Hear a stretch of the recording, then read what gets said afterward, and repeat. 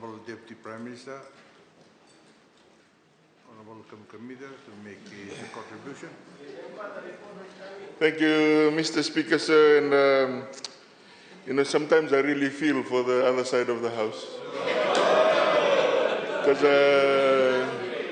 I think if they look at the mirror, sir, they won't like what they see.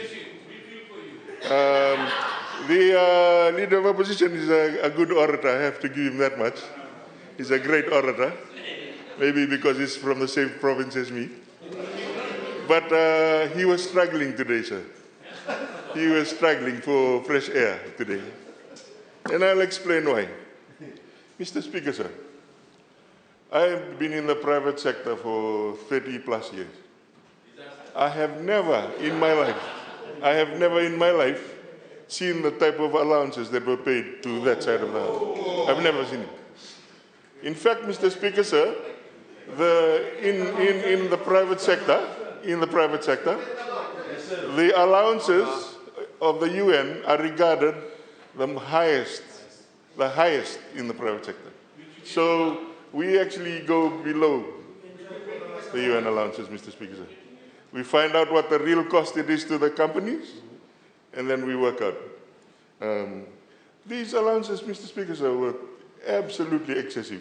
And it's funny, now that we've actually been visiting some of the things that the Honourable Leader of Opposition was saying about entertaining or whatever, most of the time when they go on these trips, they get entertained. They never spend any money anywhere. It very rarely happens, Mr. Speaker, sir. It's a nonsense to suggest that you're going around with 300% a day or 200% a day to actually go and entertain somewhere else. That probably happens only once or twice in that whole week or whatever when you're away. So, Mr. Speaker, sir, one of the big reasons why we are so concerned on this side of the house was the excessive nature of these allowances. It's too much. In fact, I was not going to say it, but I'm going to say it. They were making money on the allowances. That side of the house, Mr. Speaker, sir, were making money on the allowances. And so they sit here and opine about the allowances, Mr. Speaker, sir. The reality is, Mr. Speaker, sir, that they were making money on the allowances. Yeah. Secondly, Mr. Speaker, sir, I'd just like to address the question about me making money on the allowances. I'll share this just so that everybody knows. As soon as I got into office, I reduced my allowance to 100%. Out of principle, Mr. Speaker, sir. And I just share that so that for him to know. Some of the other ministers did the same, because we just felt that it was almost like thievery of the people of Fiji, Mr. Speaker. So it's almost like stealing from the people of Fiji. That is how excessive. It's not, these loadings, Mr. Speaker, sir, are a waste of taxpayers' money. So that is one of the main reasons, Mr. Speaker, sir, that we are actually, through the Honourable Prime Minister, deciding to reduce the allowances. Should have been, I agree, it should have been done a long time ago, which brings me to my second point. Mr. Speaker, as soon as we got into office, we started talking about how to reduce these allowances. We ended up having a cabinet decision in April, I believe, so that we actually formally decided on it, and then we were told, oh no, it has to go through the Emoluments Committee. And then we said, okay.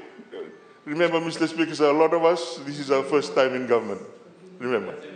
So we actually allowed the Emoluments Committee to operate, and then we felt that we needed to do it. It was taking too long. It was absolutely taking too long.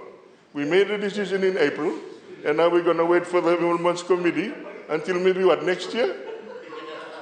And so, Mr. Speaker, sir, we felt, okay, yes, maybe we are deviating from due process, but who's benefiting? The people of Fiji are benefiting. The people of Fiji are benefiting by us putting money back into the coffers for greater use for the public good of Fiji. So that is why we are doing it.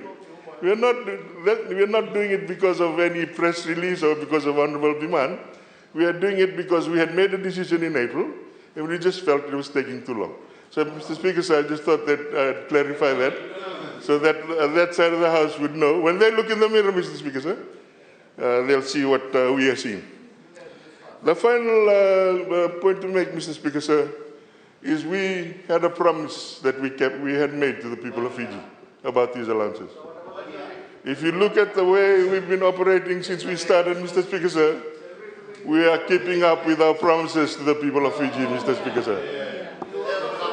The Honorable Minister for Fijian Affairs just talked about the GCC coming back, Mr. Speaker, sir.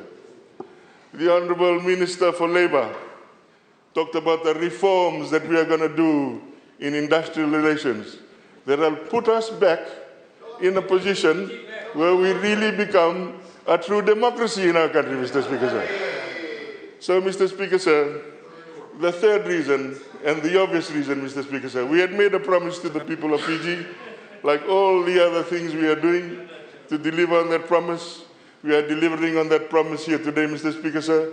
And besides, Mr. Speaker, sir, that side of the House was enjoying these allowances for 8 years. 8 years. Or maybe 16 years, I don't know. Somebody might, because they were keeping the thing secret in terms of they were hiding the books from the people of Fiji.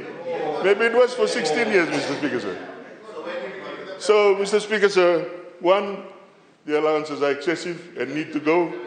Two, we were just following process and the process was taking too long. And number three, we are keeping our promises to the people of Fiji. Thank you, Mr. Speaker, sir.